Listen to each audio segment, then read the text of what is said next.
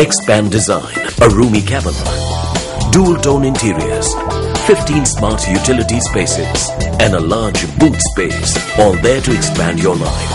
Welcome to Easy Space.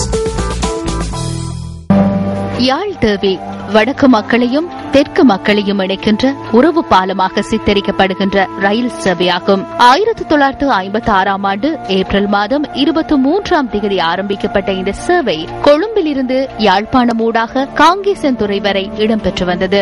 இதுவே இலங்கையில் மிக நீண்ட தூரம் பயணித்த சேவை என்பதுடன் இந்த சேவை ராகமை, பொல்காவல, மாகோ, அனுராதபுரம், வவுனியா, கிளிநொச்சி போன்ற இடங்களை தனது பயண பாதைகளின் ஊடறுத்து சென்றது. 1990ஆம் ஆண்டு ஜூன் மாதம் 12ஆம் திகதி யாழ் தேவி புகையிரதம் முறிகண்டியில் கன்னிவெடி தாக்குதலுக்கு இலக்கானதால் காங்கேசன்துறை வரையான ரயில் சேவை நிறுத்தப்பட்டது.